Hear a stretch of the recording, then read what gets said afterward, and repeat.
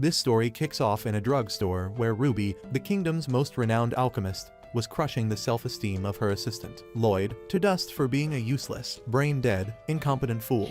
For years, Lloyd had served as Ruby's assistant, yet this girl treated him worse than a toilet brush. Ruby was not only his boss, but was also supposed to be his partner and lover, but she had turned their relationship into an emotionally abused type, where Lloyd suffered. To the entire kingdom, Ruby appeared as a kind-hearted alchemist, an impeccable genius who had invented numerous magical tools and drugs that cured fatal diseases. But to Lloyd, this girl was nothing but a pen-sized demonic dictator in a lab coat, a perfectionist tyrant who'd sell her own mother for the perfect potion. Everyone knew alchemy was a two-person gig involving an alchemist who crafted the ideal healing recipes, with an assistant mage who gathered the materials.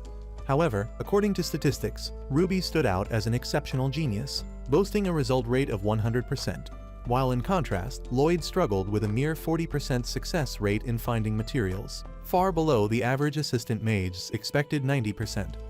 Frustrated, Ruby angrily expressed her dissatisfaction with Lloyd's incompetence, prompting Lloyd to apologize and swear to do better next time. Yet, this only fueled Ruby's rage. She hurled an object at Lloyd and yelled at him never to apologize. Then, she slapped his worthless face, pointing out that his abysmal rate embarrassed her as everyone in the kingdom gossiped about her incompetent assistant. Furthermore, Ruby shouted at Lloyd to stop apologizing because it annoyed her to death. All he needed to do was get better at his job. However, at that moment, Lloyd reflected on how he had become nothing but a laughingstock to the entire city and how Ruby had always oppressed him with her power. Finally, Lloyd grew fed up and resolved never to continue with his miserable life. Determined, Lloyd made it known to Ruby that he was tired of being her assistant mage and, in fact, was leaving the kingdom for good. Even after hearing this, Ruby dismissed his words as the mere cappings of a delusional madman and assumed Lloyd merely needed a day off. Seeing her indifference, Lloyd screamed, declaring that from that day onward, he was done with their toxic relationship. Convinced that anywhere but Ruby's torturous lab would suffice, Lloyd decided he needed to escape as far as possible from the evil hobbit before she destroyed what tiny manhood he still had. In the next scene, Lloyd sat in a park, pondering where a monumental loser like him would go from there. Suddenly, he spotted a dragon soaring in the sky, unbound by any rider, simply spreading its vast wings in total freedom. Overwhelmed, Lloyd instantly began dropping tears like bombs, while yearning that all he wanted was to live as freely as the dragon. As he moved out of the city gate, Lloyd swore to hit the reset button on his sorry life. As a result, he boarded a carriage heading for the neighboring town. Sitting beside him inside the carriage, however, were two lovebirds, Mars and Lyra, who whispered sweet nonsense to each other while engaged in some cringy PDA. This irritated Lloyd to no end, for love was the last thing he needed at that point in his life. Still, he couldn't help recalling that his love relationship with Ruby was nothing resembling to what Mars and Lyra's had. Ruby had always been domineering, even when they were just teen lovers. Years ago, when they first met at the orphanage, Ruby found Lloyd crying like a sissy over an empty stomach. So she angrily tossed him bread and warned him to stop being a disgrace to humanity. Ruby bragged she would become the greatest alchemist the country had ever seen one day, and if they worked together, they'd have plenty to eat. Ruby asked Lloyd to be her assistant. And the broke idiot, young and hungry, eagerly accepted. From that point onward, they focused on their roles, Ruby as the alchemist preparing recipes and Lloyd as the assistant gathering materials. Eventually, Ruby earned fame and the title of Alchemia Steel, a one-of-a-kind aristocrat, while Lloyd could only cheer from the sidelines. However, from that day, the accolades went to her head. Gradually, Ruby's human nature eroded, transforming her into a monster with a heart as cold as your toxic ex when she cheated and blocked you. Suddenly, in the present, the carriage crashed into something and jolted to a stop, sparking panic. Lyra, slightly shaken, mentioned that she could hear the coachman screaming outside for some reason, while Lloyd inquired whether the sudden halt was because of a monster. In response, Lyra, slightly irritated, was surprised that the quiet, brooding weirdo finally spoke. Immediately, however, Mars apologized to Lloyd for his girlfriend's silly comment, but Lloyd brushed it off, noting that Gen Z baddies always got an attitude. Meanwhile, Lyra stepped outside the carriage and nearly wet her undies in pure, undiluted fear upon sighting a massive, scaly worm towering before her. Mars, on the other hand, moved forward to protect his girl, even at the cost of his life. But Lloyd approached Mars at that moment, giving him bro-to-bro advice not to throw away his life for Nyash and informing him that he'd fought the worm before. Lloyd explained that the worm's head was its Achilles heel. Slash it with a sword, and it could be defeated easily.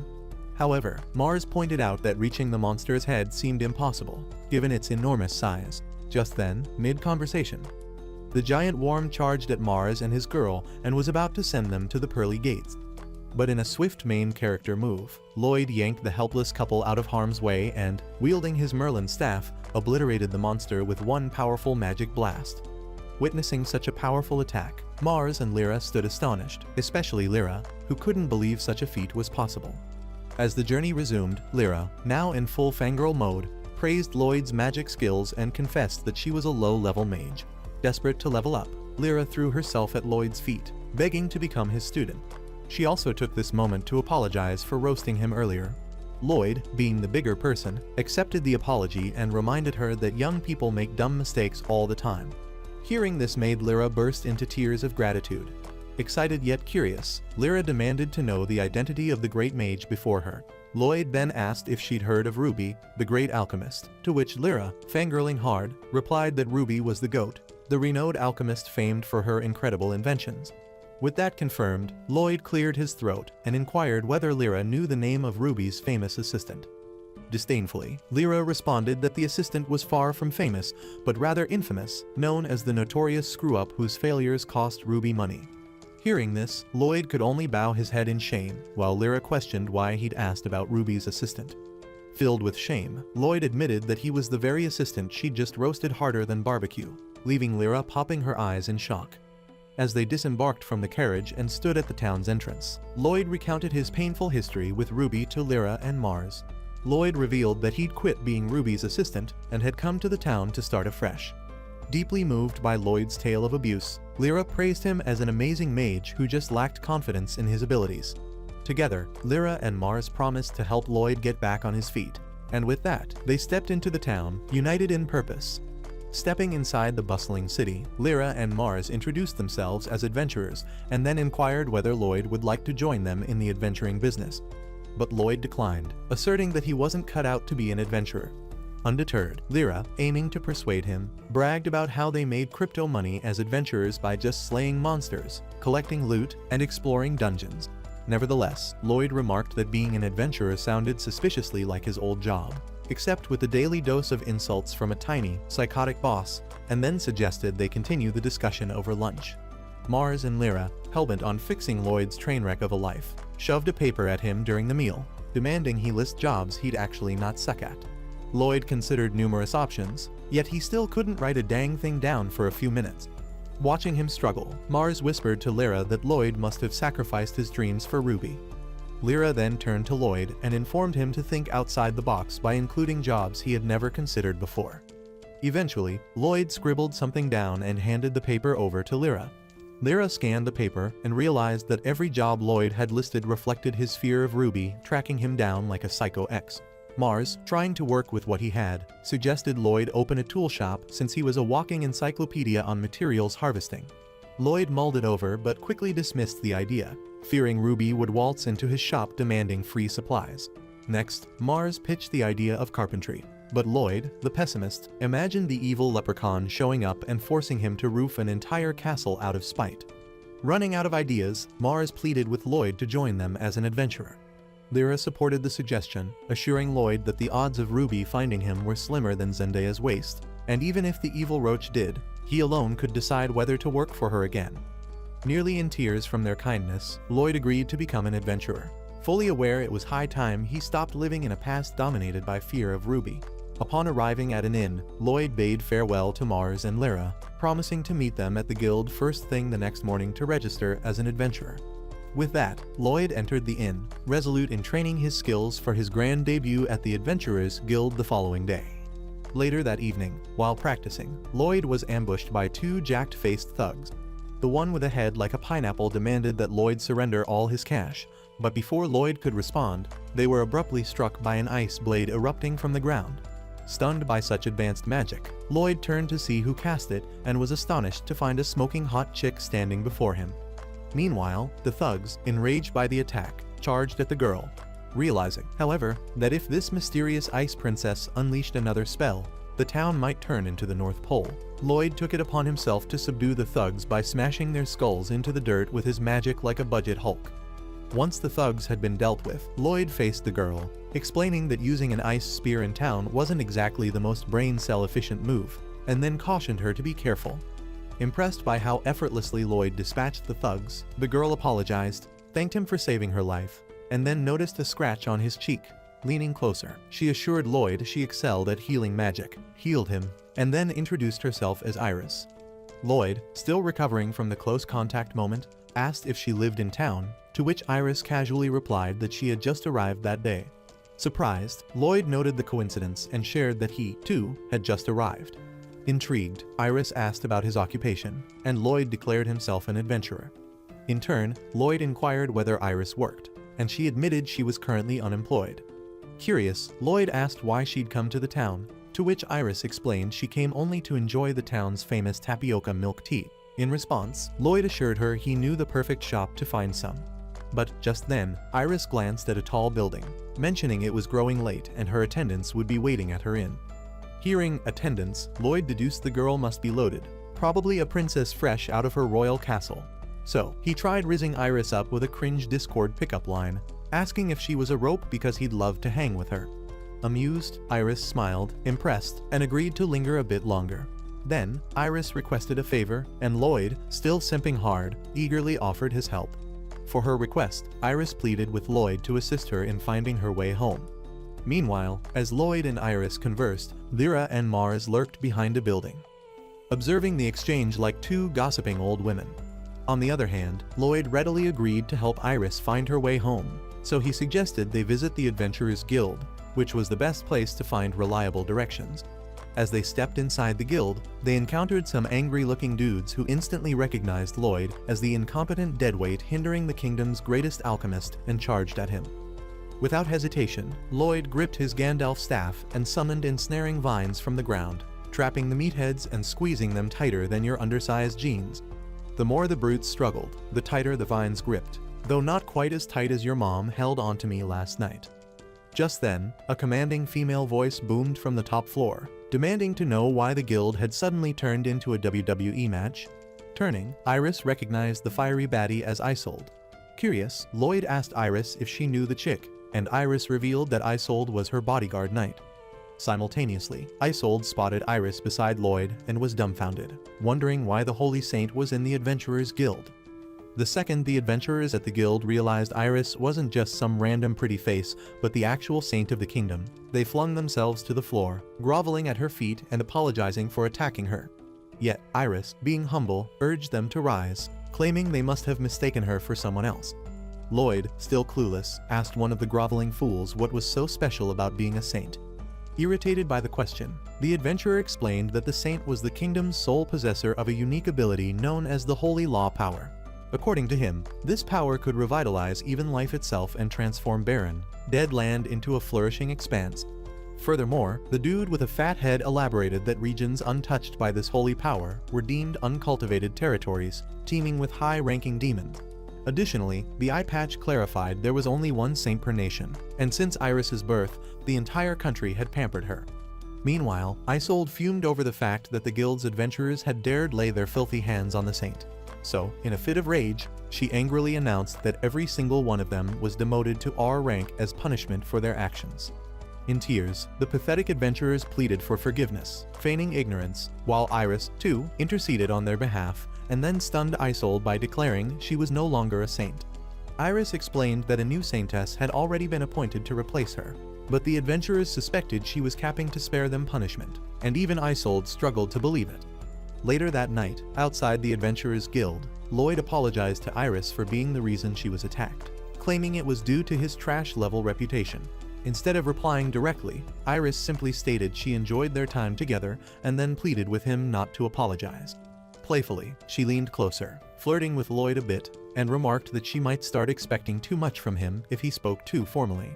Glancing at the wall clock tower, Lloyd asked Iris if she'd like to have a bird view of the city, to which she eagerly agreed. Effortlessly, Lloyd scooped her into his arms like a low-budget Superman, activated his physical enhancement magic, and soared with her to the tower's rooftop. There, they marveled at the city's skyline, a sight that visibly delighted Iris. Thanks to the magic light stone crafted long ago by the great mage Hecate, the town glowed brilliantly day and night. Meanwhile, back at Ruby's lab, Ruby was not having a good day. The castle auditor had just delivered the worst news possible. Her rank was being downgraded to B rank because she couldn't keep up with orders. Ruby begged for an extension, arguing that her assistant was coming back soon and that this was all just a minor hiccup. But the auditor, clearly not buying her delusion, just shrugged and left. Now officially in panic mode, Ruby started seething. It had been 3 whole weeks, and that little traitor Lloyd still hadn't crawled back. Worse, the guy she'd paid to get materials had ghosted her at the last second. Deep in thought, Ruby resolved that one day she'd reach Chronicle Class Alchemist status, just like Hecate. When that day came, she wouldn't need Lloyd, not even for the smallest task. For now, however, if business were to proceed as usual, she'd need to find a new assistant mage. The next morning, Lloyd strolled into the Adventurers Guild, all pumped for his test, only to start sweating bullets when he couldn't spot Mars or Lyra. Moments later, Isolde strode into the guild, dragging Mars and Lyra's limp bodies across the floor like they were last night's trash. Shocked to see the couple looking like they slept in the dumpster after having a hangover, Lloyd listened as Isolde explained that Mars and his babe had been ambushed that morning during an expedition. With a stern expression, Isolde noted she'd heard rumors about Lloyd and demanded to know why he'd chosen to come to the town. Suspiciously, Isolde reasoned that something odd was afoot since, within a single day, the St. Iris had visited the guild, her adventurers got jumped, and in both cases, Lloyd was conveniently in the middle of all. Consequently, she concluded that if Lloyd posed any threat to the town, she'd have to order him to leave the town in the guild's name.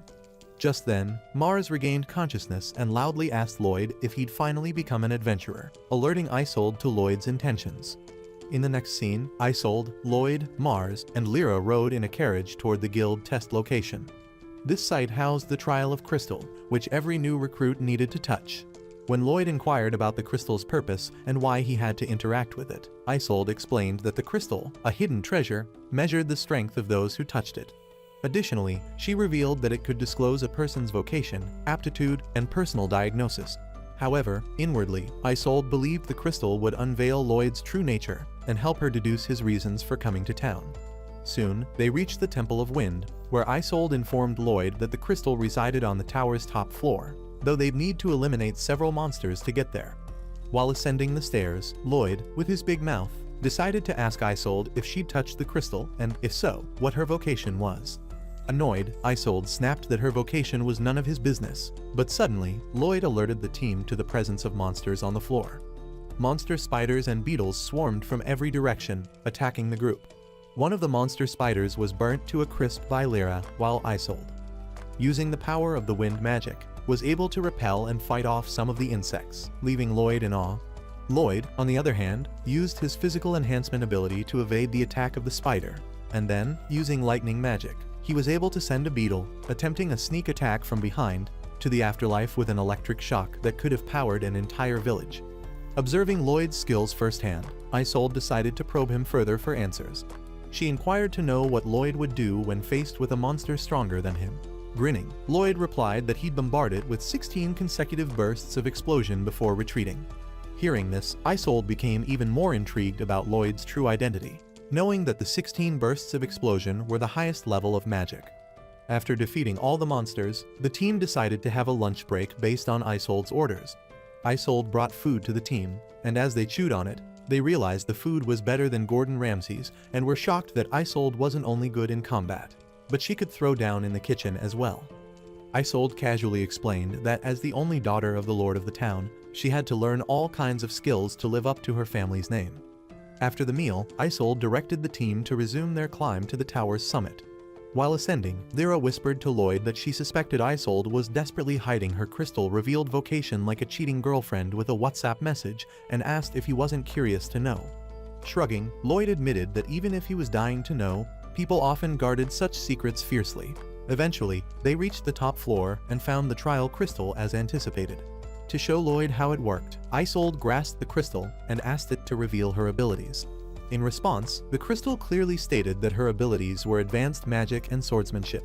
Before she could pass the crystal to Lloyd, Lyra shouted like a Karen, demanding the crystal disclose Isolde's vocation. Instantly, the crystal announced that Isold's top 3 vocations included martial arts, and though Isold chanted "cancel" to halt it, the crystal persisted, revealing her final 2 as Holy Knight and Baker, leaving everyone stunned and Isold utterly humiliated.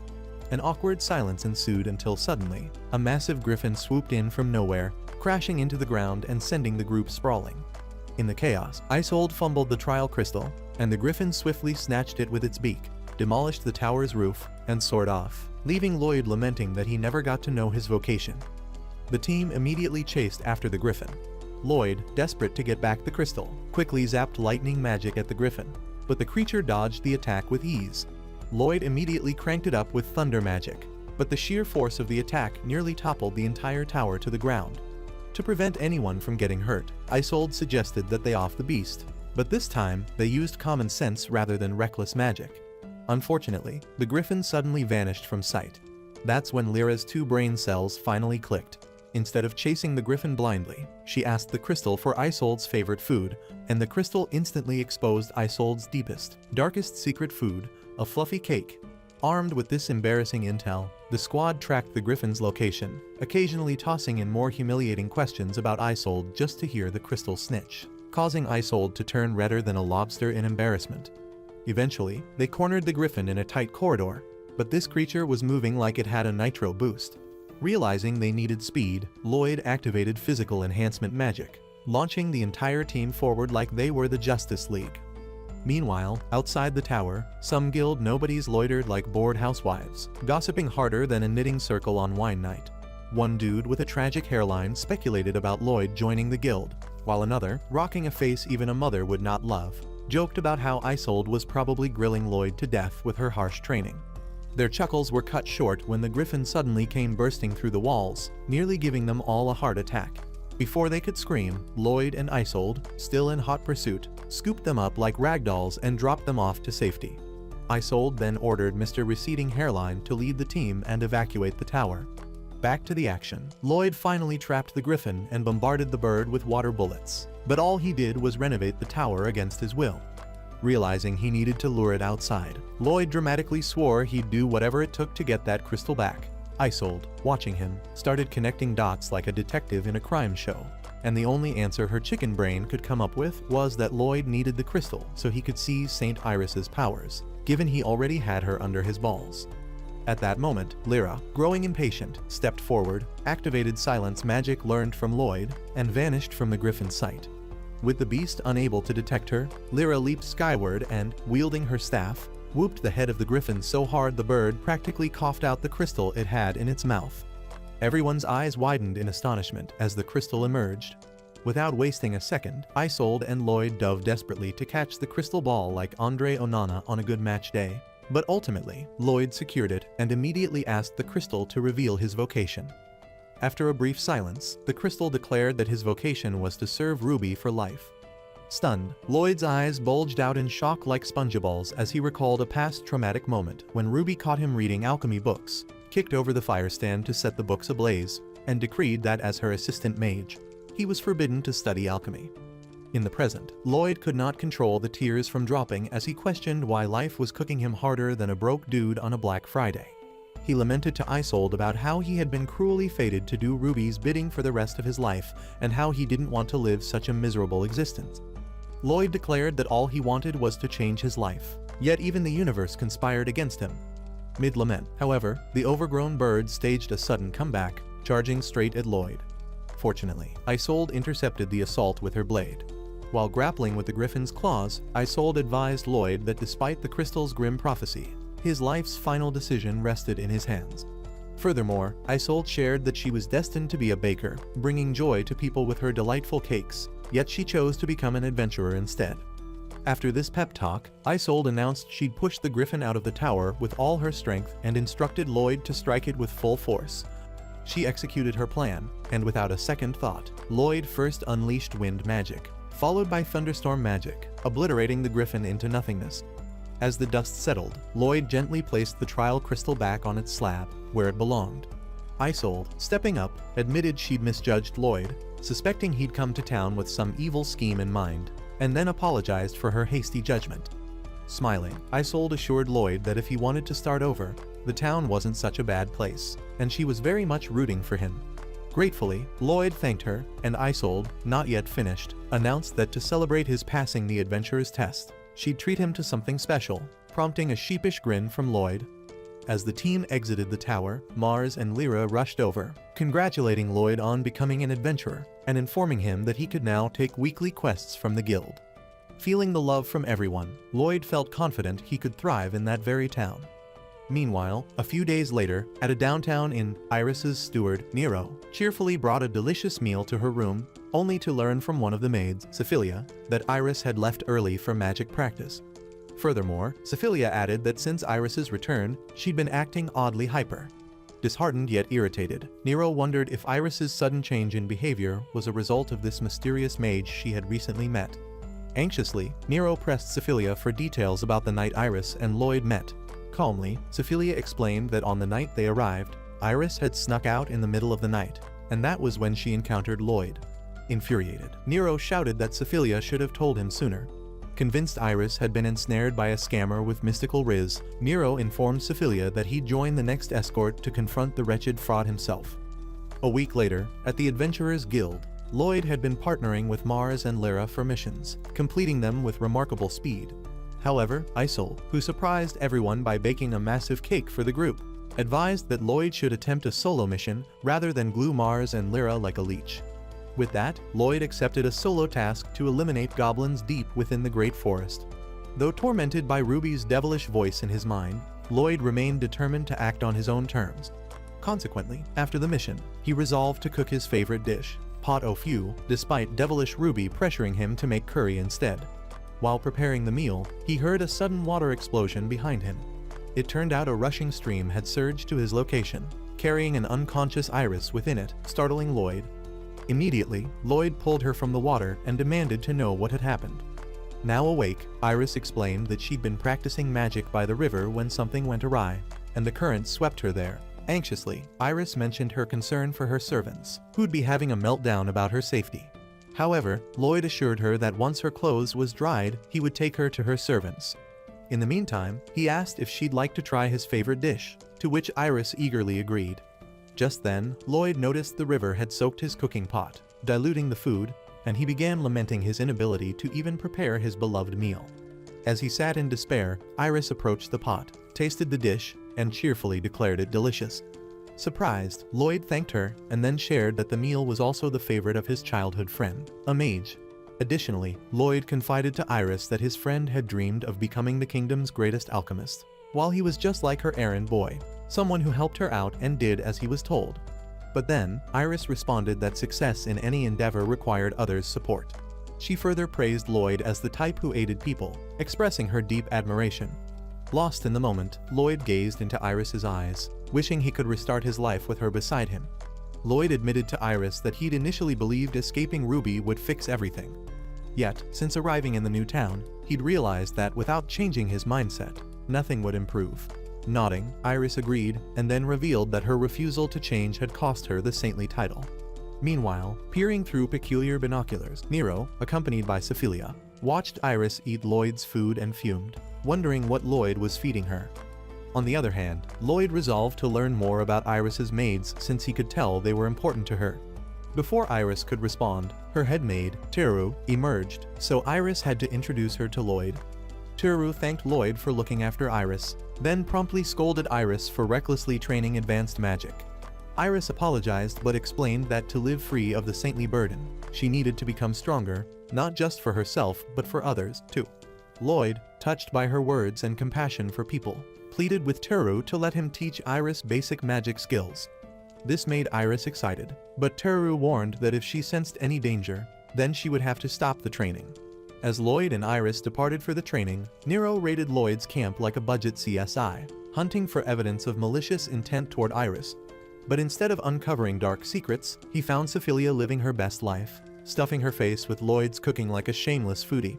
Sephilia praised the meal and then urged Nero to try it. Hesitantly, Nero agreed, reasoning that as Iris's chef, he must sample everything she ate. Upon tasting the food, Nero's senses evaporated, overwhelmed by the dish's astonishing flavor. Meanwhile, by the river, Lloyd was giving Iris a masterclass in water bending like the Avatar. He taught her how to fire water bullets, and even considered teaching her the legendary water dragon move, but figured it might be too risky. Nearby, Nero and Sephilia, perched atop a cliff overlooking the stream, decided the moment had arrived to eliminate Lloyd before he could harm Iris. Armed with a radish like it was Excalibur, Sephilia unleashed a radish splash toward the water. But instantly, Lloyd conjured a water dragon that neutralized the attack and drenched Nero and Sephilia. Spotting them, Teru immediately berated Nero and Sephilia for their rash behavior. But suddenly, however, a massive legion of fish erupted from the river. Stunned to his core, Lloyd couldn't fathom why such a high-class monster lurked in a tranquil river. Lloyd launched a flame arrow at the legion fish, but the fish continued to charge towards them with great speed. At that moment, Lloyd clocked that the big fish was just a swarm of tiny ones, so to destroy the fish monster completely, he'd need to target the swarm of tiny fish forming its body. Meanwhile, Iris attempted to assist by firing ice blades at the fish, but her spell merely froze the river, trapping Lloyd within. Unfortunately, her attack enraged the monstrous fish, which then launched a swarm of razor-sharp piranhas at her. Yet, before harm could reach Iris, Teru dove in, shielding her. In the process, Teru got ensnared, leaving Lloyd no choice but to go reckless mode and blast the entire area with explosion magic, completely nuking the monster and releasing an unconscious Teru into the water.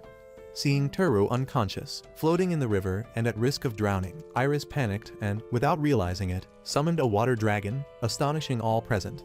The water dragon scooped Teru up like an Uber ride and safely dropped her on the shore.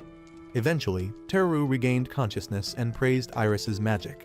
Awestruck, Lloyd stood dumbfounded, unable to believe Iris had mastered water magic so swiftly, and even saved someone with it, a feat he found truly remarkable. Just then, Nero approached Lloyd, thanked him for saving their lives, and apologized for being a great nuisance. Likewise, Teru expressed gratitude for Lloyd's care of Iris and vowed to repay his kindness later. Same with Sephilia. Shortly afterward, while Nero prepared some freshly grilled monster fish, Lloyd reflected on how, in just a few weeks in town, he'd taken down a sandworm and a griffin, both high-class monsters. Iris felt it was not normal at all, and something was definitely wrong. Nero chimed in, suggesting that the holy power of the temple might have weakened, allowing powerful monsters to encroach. Curiously, Lloyd mentioned to Nero that the griffin had attacked him at the Temple of Wind, prompting Nero to reply that a problem must exist since temples naturally boasted the strongest holy power and weren't places high-class monsters could invade unless something was amiss at the Temple of Wind. Iris made it known that every temple had a magical barrier tougher than plot armor, designed to keep high-class monsters from breaking out. But, of course, each saintess had the unenviable job of keeping the barrier intact by making sure the shrine inside the temple was in order. Furthermore, Iris emphasized that a high-class monster appearing at the Temple of Wind signaled a disruption within the shrine. Shortly afterward, the team pulled up in a carriage at the Temple of Wind, where they discovered a breach in the barrier. Shocked, Lloyd found Isolde receiving treatment with Lyra at her side. Observing Isolde's severe injuries, Lloyd demanded an explanation. Isolde recounted that they got attacked by a horde of 3 griffins, and even though they had managed to hold them off for the time being, she was certain another horde was on the way. Additionally, Isolde informed Iris that they'd summoned the nearest saintess, but since she was so far away and might as well be traveling via Turtle Express, her arrival could take 2 weeks. Recognizing the danger of delay, Iris volunteered to venture into the shrine's depths and perform a cleansing ritual to restore the barrier. That said, Sephilia practically begged Lloyd to play bodyguard, arguing that Iris would be safer with him around. Even Chef Nero, the culinary bodyguard, jumped in, saying he wouldn't be able to season his food in peace unless Lloyd tagged along. With that, Lloyd, Iris, Sephilia, and Nero entered the tower and started their journey to the deepest part. After walking quite a distance, Nero was suddenly ambushed by a monstrous spider from above, but Lloyd acted swiftly, electrocuting the monster instantly and saving him. Nero was pulled from beneath the spider, while Sephilia the glutton was only concerned if the dead spider could be eaten. Just then, a king beetle came charging at the team, but Sephilia, gripping her sword tightly, activated Holy Slash and lunged at the beetle at hyperspeed. Effortlessly, she took down the beetle, astonishing Lloyd, who marveled at her swordsmanship, only to learn from Iris that Sephilia was once a holy knight like Isolde. Meanwhile, after defeating the beetle, Sephilia collapsed from hunger, so Lloyd began chopping the juicy insect into pieces. before he could hand the disgusting nightmare to her. Nero swooped in, collected the mess from him, and salt beat it with potent spices to mask the odor. Nero then presented the food to the bottomless pit, and she devoured it with gleaming eyes, even complimenting the gooey mess as yummy. Suddenly, Lloyd received an urgent message from Lyra, warning that high-class monsters had invaded outside the tower and were heading their way, urging them to erect the barrier ASAP. As the team hastened to the shrine, minotaurs built like whey protein powder advert models barreled toward them, but Iris, wielding water magic, repelled them backward. Sophia then slashed them with her sword while Lloyd finished them off with a magic explosion. Efficiently, Nero, the resident chef, diced the minotaur's remains into bite-sized portions, and the team ate heartily as they pressed on to the shrine. Finally, they reached the shrine, and as they stepped inside, Iris rushed to begin the cleansing ritual, only for flying daggers to rain down on them from all directions. Turned out someone had put a bounty on Iris, and the hired goon showed up dressed like a peacock cosplaying as a rejected Sonic villain. Without hesitation, Nero and Sophia lunged at the fashion disaster assassin, but as she leaped high to dodge them, Lloyd followed up, blasting her to the ground. Yet, the daggers persisted, revealing that the fallen assassin was merely a clone among many. Meanwhile, outside, a Walmart Godzilla was trashing the temple while Isolde and the other adventurers frantically fought against smaller hordes of invading monsters. At the same time inside, the assassin finally introduced herself as Black Crow, a bounty hunter sent by some dude named Roland. With time against them, Roland instructed Iris to proceed with the ritual, while they handled the assassin with terrible fashion sense. However, as Iris attempted to erect a new barrier, she discovered a powerful force obstructing it. Suspecting the cause, she asked Black Crow if she was in possession of the Staff of Holy Destruction. Instead of replying, Black Crow whipped out the staff like a flex, confirming she had the demon-slaying stick from 200 years back, stashed by Roland's kingdom. Lloyd, at that moment, figured that as long as the weapon was not destroyed, a new barrier could never be erected around the tower. Just then, Black Crow made it known that the whole commotion of the barrier was only a trap to lure Iris to the tower so she could be captured. Without delay, Black Crow wasted no time making a move for Iris to slit her throat. But Sophia intercepted the attack just in the nick of time, saving Iris. To protect Iris, Lloyd swiftly conjured an impenetrable force field around Iris, encasing himself inside, too. And since protective magic couldn't coexist with offensive spells, he announced to Sophia and Nero that they'd have to handle the fight. Sophia and Nero wasted no time unleashing holy slashes, and Nero slash against Black Crow and her clowns. Seeing how effective Sophia and Nero were as a team, Black Crow retaliated with a thick smokescreen to blur their vision, then activated an illusion technique called Future and Past. At that moment, Sophia hallucinated herself on a battlefield, exhausted, eating pastries given to her by Nero, though, in reality, this gluttonous warrior munched on a clone's head. Ominously, Black Crow explained that the illusion manifested a person's deepest desire, trapping them in an endless dream impossible to escape from if they succumbed. It didn't take long for Nero to also get caught in the illusion. Nero envisioned his early days as Iris's chef, and his only desire was to fulfill his duty by whipping out delicious meals for her to enjoy. With his two MVPs stuck in La La Land, Lloyd faced a big-brain decision: break the protective barrier to fight Black Crow, or keep Iris safe and pray the squad snap out of it. Meanwhile, in his illusion, Nero was deep in his chef mode, thinking he was feeding Iris by hand. But in truth, he overworked a clone to near death, forcing Black Crow to dispel his vision. With Nero freed, Lloyd shouted from within the barrier, urging him to cook, as cooking turned Nero into a fighting machine. Perplexed, Nero asked for ingredients, and Lloyd promptly tossed him a box. Nero immediately began cooking mid-battle, and in the process, Sophia snapped out of her illusion and, in an attempt to escape, smashed the Staff of Holy Destruction. The staff shattered on impact, and instantly, a new barrier began enveloping the tower. Instantly, the rampaging Jurassic reject got swallowed by the barrier, and the smaller monsters poofed out of existence. Simultaneously, at the depth of the tower, Lloyd and his team prepared a counterattack, having eliminated every clone, leaving only Black Crow. Realizing she was outnumbered, outplayed, and out of options, she decided to go full Super Saiyan, absorbing the power of her fallen clones for a last-ditch power-up. However, before she could finish her villain transformation, Lloyd activated Super Physical Enhancement, boosting his speed, and punched her so hard she became one with the wall. Defeated, Black Crow was apprehended, and Isolde declared she'd be sent to the capital for trial. Before departing, however, Lloyd demanded to know why there was even a bounty on Iris in the first place. Irritated but too beaten to be smug, Black Crow confessed that the Holy Roland Kingdom's prince sought Iris's death because she was standing in the way of his evil master plan. Alarmed, Iris deduced that the Roland prince's true aim was to spark a war with their kingdom. So she urgently pleaded with Lloyd to join her on a journey to the capital to thwart the invasion. But upon hearing this, Lloyd froze, knowing the capital was precisely where the short witch that tormented his life, Ruby, resided. The prince of the Roland Kingdom harbored a deep problem. He'd always been obsessed with war like he was Napoleon's unwanted stepchild. During a past council meeting, he demanded they conquer every tiny neighboring country just to bulk up their army against demons. However, Iris, then a saintess, opposed his sinister plan, arguing that such actions made them no better than the demons from 200 years ago. Consequently, due to her persistent resistance, the prince branded her a fraud and banished her. Now, in the present, Iris proposed that forming alliances with other nations was the only way to thwart Roland's invasion. Readily, Isolde endorsed her plan and noted she'd need to notify the queen. Several days later, the team arrived at the kingdom's capital, where folks dressed flashier than Jaden Smith on a red carpet. Upon meeting the miniature queen, she immediately praised Isolde for defending the Temple of Wind against Black Crow. But Iris wasn't about the formalities. She cut straight to the chase, alerting the queen that the Roland prince had plotted war against their kingdom. Mid-sentence, however, the queen noticed Lloyd, who tried desperately to blend into the background and demanded to know who the stickman nobody was. Nervously, Lloyd introduced himself as an assistant mage, prompting the council to instantly recognize him as Ruby, the alchemist's notorious errand boy with a dismal 40% material collection rate.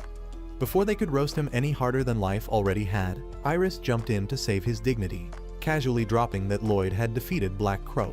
Upon hearing this, the tacky council immediately argued that there was no chance Lloyd, the biggest disappointment on Earth, could defeat the formidable Black Crow. Right then, in front of Iris and Isolde, the room erupted with insults, hurling unimaginable names at Lloyd.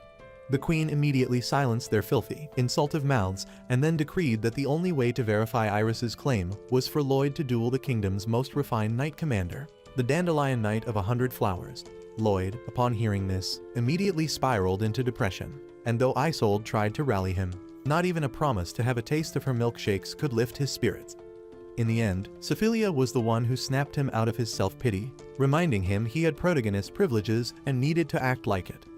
Fueled with resolve, Lloyd charged at the Dandelion Knight with superhuman speed. The scene shifted to Ruby in her apartment, meeting with Crowley, a top mage from the Magic Association.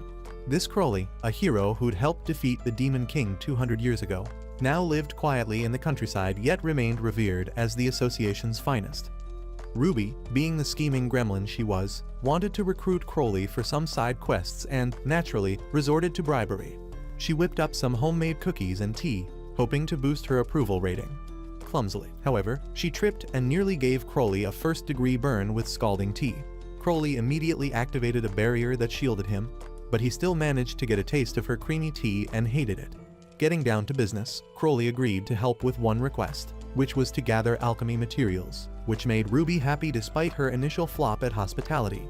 But then, Crowley took a look at her shopping list and saw that she wanted a phantom flower, the kind that only blooms in a death zone where even 1,000 knights would get clapped in under 24 hours. Politely, Ruby asked if she could get next-day delivery, to which Crowley, astonished, replied that even materials from safer areas took a week to gather, let alone from such a treacherous zone. Mistakenly, Ruby's pea-sized brain assumed Crowley was lamenting because of the distance, so she suggested he use her teleportation circle to reach the site.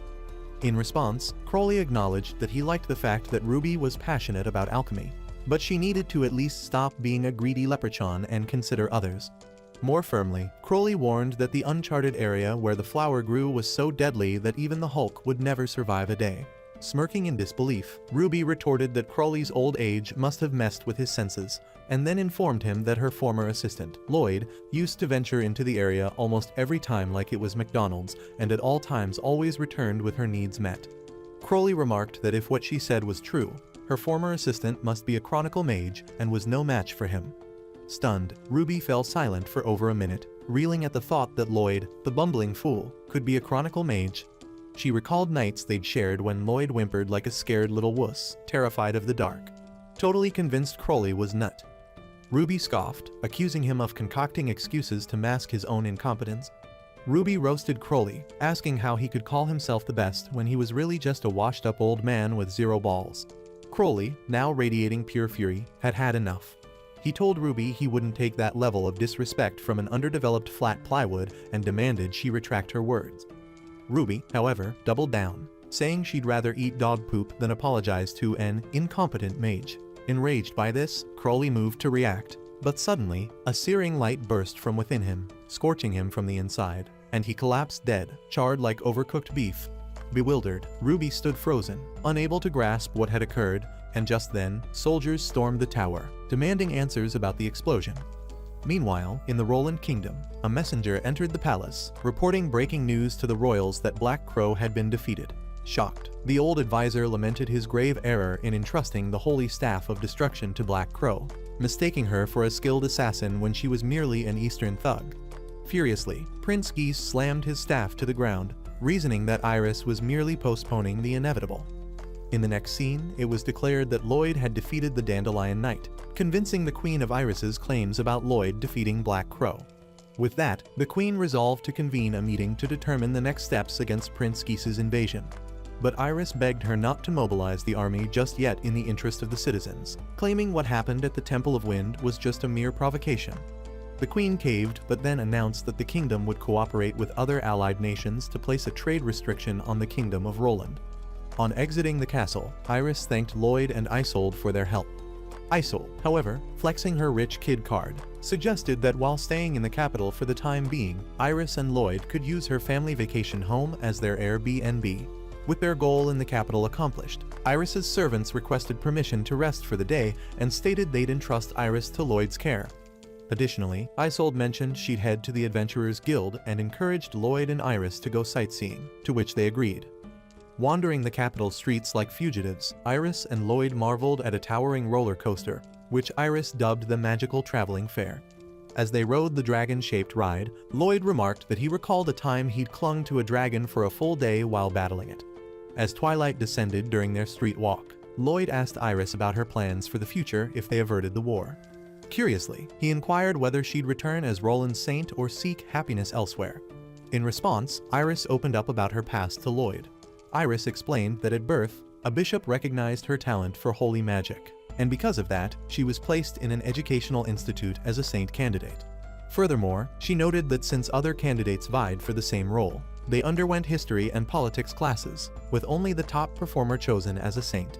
Moreover, Iris revealed that her drive to become a saint stemmed from a desire to protect her loved ones, like her mother arranging market goods, her brothers toiling in fields, her father struggling as a knight, and all those enduring Roland's harsh lands.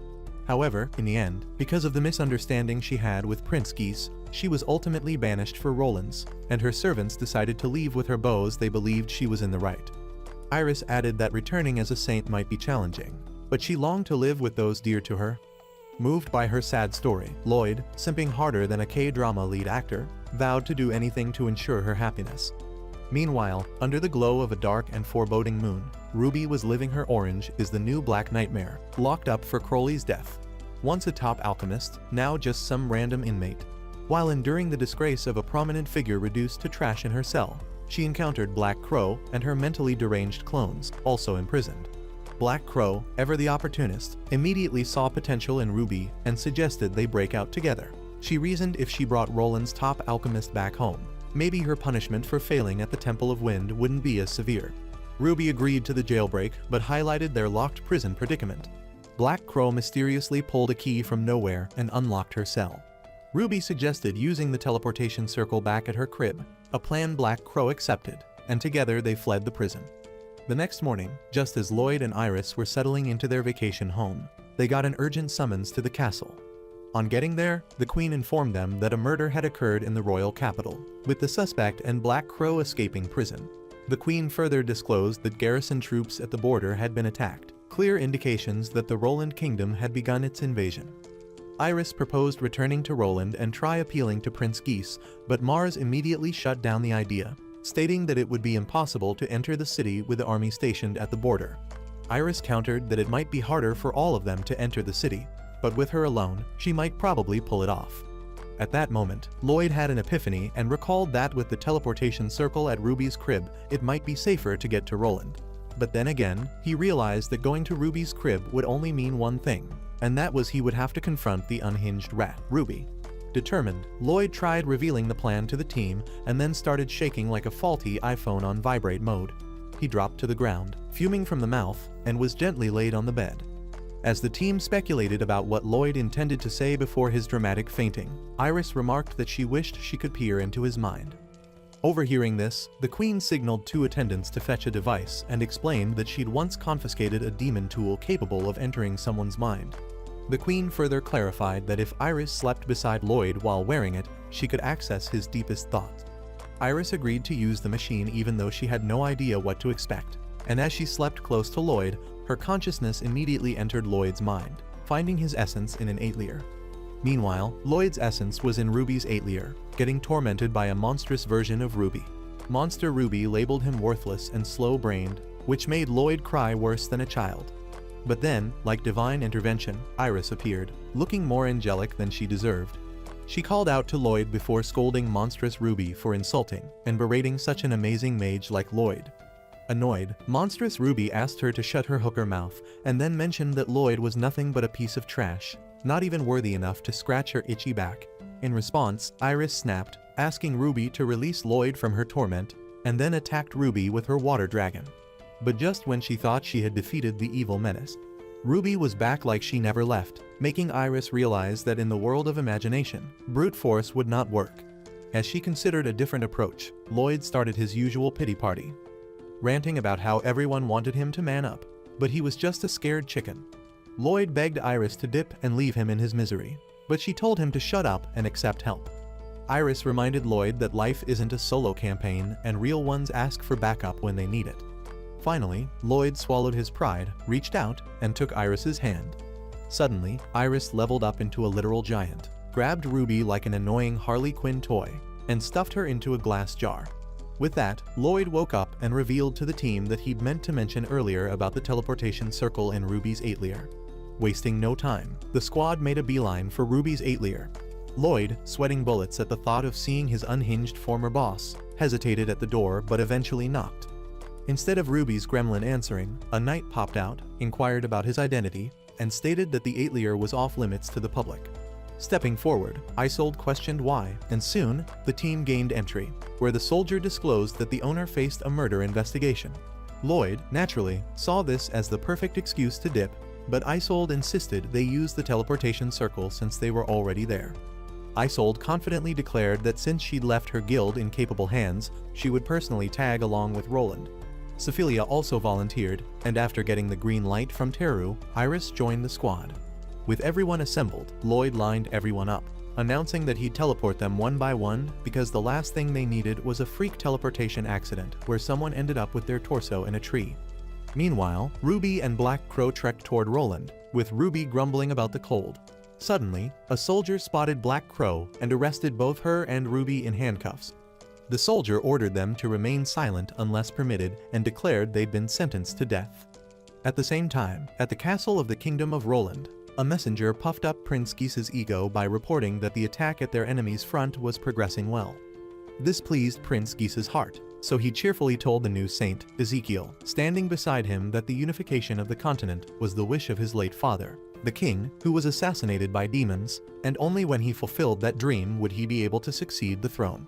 Affectionately, with Saint Ezekiel cozied up on his lap like his sugar baby, Prince Geese thanked her for her support and understanding, unlike Iris, his former saint who defied his every decree. Just then, as another messenger reported Black Crow's capture, Black Crow attempted to explain that despite failing to assassinate Iris, she'd bagged an opposition VIP instead. But Prince Geese ordered her to silence her excuses, dismissed her as a pitiful failure, and decreed that both she and her so-called important captive would face execution. As the prince commanded the guards to take them away, Ruby wailed, pleading for to be let go. Desperately, Ruby argued that coming there was a fatal error on her part, and then bragged of being her kingdom's top alchemist. Intrigued, Ezekiel asked the guards to halt, begged the prince to be merciful, and then asked that the girls be entrusted to her. Several hours later, Ruby and Black Crow received pardons and joined other reprieved prisoners. Here, they met a squad of fellow losers, a bishop who supported Iris, a clown whose whack Comedy Central career got him jailed, and a creep who'd skinned a young woman alive. As they awaited Saint Ezekiel alongside Ruby and Black Crow, pondering her intentions, Ezekiel entered with a hellhound on steroids. Ezekiel announced that she had an interest in alchemy and would need their slave assistance. Handing them a list of materials to gather, Ezekiel watched as one idiot lamented that most items lay in unexplored regions. Before the goat could finish grumbling, however, Ezekiel's beast crushed him into a paste. Coldly, Ezekiel clarified that she wasn't requesting their compliance, she was commanding it, and failure to return with all materials meant death. In the next scene, Ruby, Black Crow, and the remaining prisoners trudged toward the unexplored area with backpacks, heading for the unexplored area. Upon reaching the unexplored area where the holy power did not reach, Ruby, pissed beyond words, snapped at Black Crow for dragging her into this mess. Black Crow, for once, had nothing to say because even she was shook at how Ezekiel, with her angelic choir girl face, had proven to be more wicked and evil than the devil himself. Suddenly, mid-argument, a ferocious three-headed Chinhuahuasaurus attacked, scaring the living daylight out of Ruby. Instantly, the beast lunged at them, and just as Ruby spotted a cave for refuge, Black Crow frantically warned that it was no cave but another monster's mouth. Black Crow tried using her clones to distract the Chinhuahuasaurus, but the monster munched on every one of them like they were chicken thighs. Things went from bad to hellish when Ruby tripped like a classic horror movie victim. Before she could even get back on her feet, the Chihuahua Dino thingy swallowed her whole. Inside the mouth of the beast, Ruby reflected on every time she'd belittled and mistreated Lloyd, and rather than remorse, those memories fueled her to stab the beast's palate, forcing the creature to spit her out like expired milk before it fled. Meanwhile, within a Roland Kingdom cottage, Lloyd and his team emerged from the teleportation portal. With the first phase of their plan complete, Iris asked Lloyd how he intended to stop Prince Geese. Lloyd displayed a tiny item box and explained he planned to trap the prince inside and transport him back to their kingdom for leverage. Skeptically, the team questioned how a full-grown man with extra-large sausage could fit in such a small container. But Iris cleared their doubts by informing them that the item box was a master-grade magic item that could only be used by a handful of people and was very effective. Yet, as the team stepped outside the cottage, Ezekiel secretly observed them through a wild beast's magical gaze. The team eventually got to know a familiar was spying on them, and Isolde swiftly dispatched it. Urgently, Iris informed the team that Prince Geese awaited inside the cathedral and pressed them to hurry. Meanwhile, inside the cathedral, Ezekiel reported to Geese that Iris had returned to Roland, this time with a band of freaks. Enraged by the death of her familiar, Ezekiel commanded the knights to pursue Iris and her raggedy squad of freaks and leave not even a single soul alive. Eventually, Lloyd and his team reached the cathedral's front entrance, but found it heavily guarded. Impulsively, Lloyd activated his magic circle to obliterate the security, but Isolde restrained him, sternly warning him that using such power on humans was forbidden.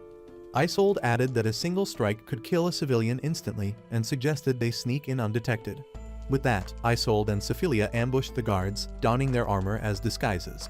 Likewise, the rest of the team secured their own disguises, enabling them to slip inside the cathedral.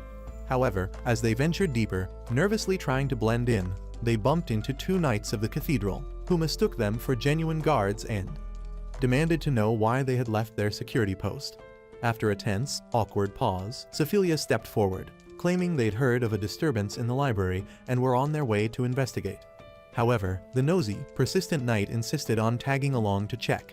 While heading to the library, the loud-mouthed knights kept yapping about the intruders plotting to storm the castle, oblivious that they escorted those very intruders.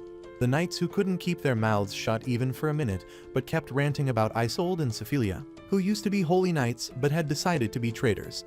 Unable to bear it any longer, Iris threw caution to the wind, and ice speared the blabbering fools to the cathedral's rooftop. Soon, word of the slain knights reached Ezekiel, alerting her that Iris and her team had infiltrated the cathedral. Promptly, she unleashed a horde of magic monsters to track them down.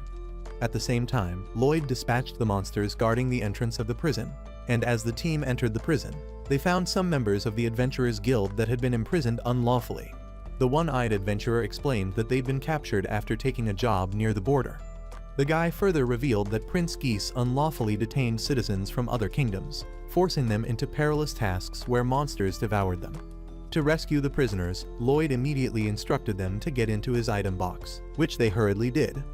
Just then, Lloyd spotted a heavily bolted, mysterious door and, curious if it held captives, smashed it open to find a bound, emaciated child. The team freed the frail, toothpick-shaped girl, and in the process, Lloyd detected that the girl had an unmatched quantity of magical reserves and concluded she must be a magician from another country that had been captured. Meanwhile, Iris, nearly in tears, struggled to fathom the prince's craziness extending to tormenting children. Fueled by these horrors, Lloyd resolved more fiercely than ever to stop Prince Geese at all costs.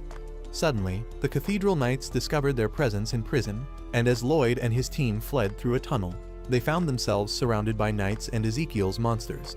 At that moment, Ezekiel, via magic, learned that her knights and beasts sent to ambush Lloyd's team had been defeated.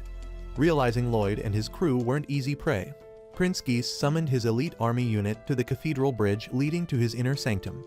But just then, thick vines burst from the ground, ensnaring the knights guarding the bridge and stunning Geese.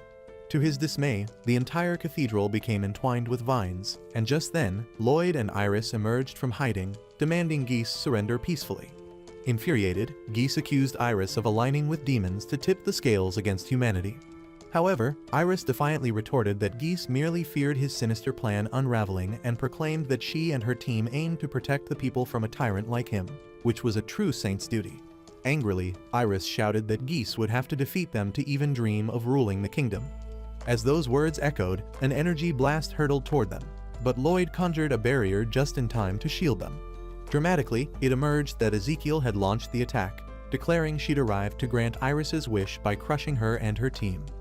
Without hesitation, Ezekiel unleashed a ferocious torrent of wind called Delta Force directly at Lloyd and Iris. Swiftly, Lloyd conjured a force field, protecting himself and Iris. This devastating wind nearly demolished the cathedral, thrilling Ezekiel as she marveled at how impressive her attack was. Yet, she stood stunned when she realized Lloyd and Iris emerged unscathed. In retaliation, Lloyd activated a cyclone and, noticing a fleeting opening, he swiftly followed with physical engagement, trading blows with Ezekiel. Simultaneously, Prince Geese and Iris clashed in a fierce duel of ice spears and fireballs. Alarmed by Iris's ferocity, Geese remarked that he'd never imagined she'd come to destroy him, to which Iris clarified that her goal was not to destroy him, but to capture him alive. As the battle escalated, Geese fired water bullets at Iris, but she countered with a water dragon that effortlessly devoured his projectiles. Impressed, Geese demanded to know who the heck taught her that move, and Iris replied that Lloyd had taught her. Infuriated, Geese questioned whether Iris obeyed everything Lloyd said since she'd never heeded his own words.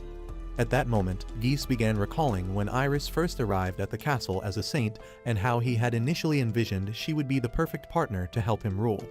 With that hope, he'd assigned her a personal maid, Tiru, to tend to her needs and a chef to prepare delectable meals. In the present, these memories fueled Geese's rage, prompting him to shout at Iris that she was just a clueless brat. He had helped, thinking she could be special, but she turned out to be just a disappointment. Amid their watery battle, Iris retorted that he could gaslight all he wanted, but his words no longer wounded her. Relentlessly, Geese listed reasons why Iris failed as a saint and could never co-rule the kingdom with him. Eventually, his gaslighting took effect, and in that brief moment of distraction, Geese landed a cheap shot, blasting her into the ground with a tidal wave. However, just as he assumed victory, Iris, wounded and grounded, admitted that all Geese said might be true. Rising with blood streaking her face, Iris resolutely declared that she was merely a simple, learning country girl, and Geese should have voiced his grievances instead of banishing her. Iris admitted her shortcomings in serving Geese had caused him to become raving madman. While readying her next move, Iris asserted that because of this, and as her water dragon engulfed Geese, she completed the statement that she had returned to stop him. With Geese trapped in a massive water bubble, Iris shouted Lloyd's name, signaling that Geese had been captured. Instantly, Lloyd, mid-battle with Ezekiel, activated physical enhancement and zoomed over to Iris like the Flash. In one swift motion, Lloyd summoned his item box, popped it open, and Geese, in his watery prison, got sucked in like soggy noodles. With their hostage secured, Lloyd and Iris climbed their way out of the cathedral like Wonder Woman and Captain America escaping an explosion. Once the tension subsided, Iris finally let her emotions spill out. She admitted she was embarrassed Lloyd had heard Geese's humiliating talk about her failures. But Lloyd, like the perfect Riz man, gently took her hand, making her heart do somersaults, and said she'd often seen him make a fool of himself 100 times, so witnessing her imperfections brought him comfort. Meanwhile, as Ruby and Black Crow scoured the unexplored area for materials, they confronted a colossal monster barreling toward the Roland Kingdom. At the same time, just outside the castle, Iris warned Lloyd that the item box teetered on the brink of bursting from all the humans crammed inside. And before Lloyd could respond, it shattered, spilling its contents. However, upon spotting Iris cradling the frail, emaciated child, Ezekiel erupted in fury and charged at her to snatch the child. But Iris dodged her grab like she had Spidey instinct. Desperately, Ezekiel declared she no longer cared about the smug brat of a prince, but demanded the child and threatened to end their lives if they refused. Firmly, Lloyd rejected her demand, insisting he'd never surrender a defenseless child to a knucklehead like her. Infuriated by his words, Ezekiel's rage boiled over, causing her to sprout horns, revealing that she'd been a demon the whole time. Stunned, Lloyd and Iris struggled to believe Ezekiel was a demon cosplaying as a saintess. Before they could process the shock, Ezekiel launched an assault on them. Instantly, Lloyd gripped his staff and unleashed a powerful atomic explosion, blasting Ezekiel with devastating force. Surprisingly, Ezekiel emerged unscathed from the blast like she had premium plot armor and charged at Lloyd. Bravely, Lloyd defended with his staff, but Ezekiel's immense pressure forced him downward, crashing to the cathedral's base like a meteor shower. Seeing that she was evenly matched with Lloyd, Ezekiel demanded to know what training had forged his strength. In response, Lloyd explained that he gathered materials and bench-pressed helicopters in uncharted territories like the sand dunes. Amazed, Ezekiel's eyes widened as she excitedly noted she'd also trained in the dunes for ages. Ezekiel, astonished, admitted she'd never thought a human would venture into the dunes and make it out alive. In a moment of reflection, Ezekiel recounted that she was the very first subordinate of the Demon Lord. Yet, when the Demon Lord deemed her weak, she was banished to the treacherous dunes for 1,000 years to train. Day after day, she endured scorching sun, barely clinging to life. Interrupting, Lloyd shared that he also had to undergo similar treatment after being forced to go there time and time again by Ruby to gather materials. Resuming her tale, Ezekiel explained that surviving on monster flesh in the dunes fueled her growing hatred for the Demon Lord. Eventually, after a millennium of training, the Demon Lord welcomed her back and granted her the highest honor. But too late, because the loyalty she had for the Demon Lord had all eroded. Driven by vengeance, she betrayed the Demon Lord, backstabbed her, and paralyzed her for easy capture. Shockingly, Ezekiel revealed that the malnourished child Iris held in her arms was the Demon Lord's shadow. Furthermore, Ezekiel confessed that for years, she had been hiding among the humans, eagerly waiting for the perfect chance to strike. Elaborating, she admitted to manipulating monsters, deceiving the prince, and posing as Roland's saintess, yet still failing to fulfill the Demon Lord's mission to eradicate humanity. When asked why she was desperate to fulfill the role of the Demon Lord, Ezekiel clarified that only by doing so could she outshine the Demon Lord and exact true revenge. After listening attentively to Ezekiel's psychotic tale, Lloyd remarked that even though it was a touching tale, he would never be in support of tricking the prince to fulfill her mad vendetta and, in the process, ruin the lives of millions of people. Defiantly, Ezekiel countered that she'd hoped Lloyd, a fellow Dune survivor, would understand her motives.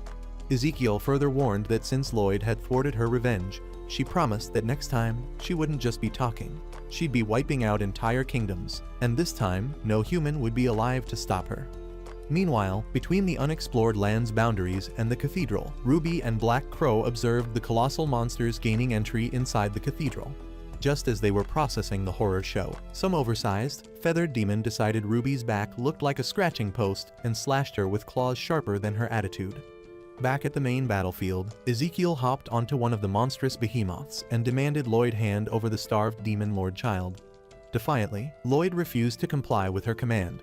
Realizing Lloyd would not cave without a fight, Ezekiel directed 2 hellhounds to target him, identifying him as the primary obstacle. Relentlessly, the monsters unleashed powerful mystical energy at Lloyd, but Lloyd conjured protective magic, erecting an impenetrable barrier that withstood the blast. Ezekiel, thinking she'd just wiped Lloyd off the face of the earth, smirked, only for that smirk to die the second she saw Lloyd standing there, completely unfazed, with the cathedral still in one piece. Just then, Iris warned Lloyd that 2 monster birds were about to cheap shot him. Since he couldn't react in time, she handled it herself, launching ice spears that turned those birds into frozen Thanksgiving dinners.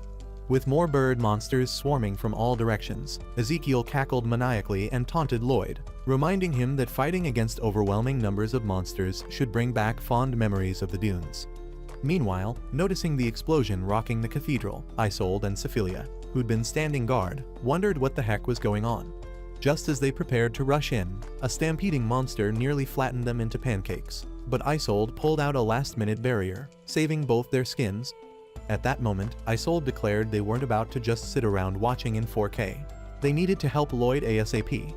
As they charged toward the cathedral, Sephilia suddenly stumbled on Isolde's soft cheeks and complained of hunger. The glutton explained that Isolde smelled like sweet candy, and she couldn't help but get distracted. To shut her up, Isolde promised to bake the world's biggest cake after the fight, and that was all the motivation Sephilia needed to start obliterating every unfortunate monster in her path. Isolde also rallied the knights to join in the fight, and at that moment, they were able to bring down one of Ezekiel's huge monsters. Unexpectedly, an arrow came out of nowhere, piercing a monster bird trying to breach Lloyd's barrier. Everyone turned just in time to see an overinflated balloon burst open, revealing Mars and Lyra, sweaty and panting like they just ran a marathon. Shocked and curious, Lloyd demanded to know how Mars and Lyra had managed to infiltrate the battlefield. The duo explained that they had initially snuck inside his item box when he was leaving for the capital. That wasn't even all. One-eyed Saitama and his Smeagol brother also suddenly burst out from the item box, ready to join in the fight. Everyone teamed up like the Avengers, and together, they attacked the monster with unrelenting determination. Realizing Ezekiel's downfall would bring an end to the fight, Isolde, on behalf of the team, announced to Lloyd to attack Ezekiel while she and the rest dealt with the monsters. Lloyd agreed to the plan, and as he prepared to attack, Ezekiel somehow figured out his plan and immediately rallied her monsters around her. But while the rest of the team went head-to-head against the monsters, Iris, from the side, blasted Ezekiel with sharp ice spears, which she managed to deflect. But in that slight moment of distraction, Lloyd, with the confidence of his friends backing him up, lunged an attack at Ezekiel, and together they blasted her with a massive explosion that would take out half the continent. Fortunately, the attack did damage, leaving Ezekiel holding her guts in intense agony. Just then, a voice from behind inquired how long someone intended to hold on. Turned out it was none other than Ruby, who was dropped to the ground by a monster bird with black crow astride it. At that moment, Ruby spotted Lloyd and called out his name. Turning, Lloyd froze, stunned to see his toxic ex, and noticing the tension, Ezekiel grinned wickedly like an evil vampire. How would Ruby's appearance affect Lloyd in this dire moment? Comment my evil alchemist if you're eager to find out in our part 2. Give this video a thumbs up if you enjoyed it, and don't forget to subscribe to the channel for more content like this. As always, thanks for watching.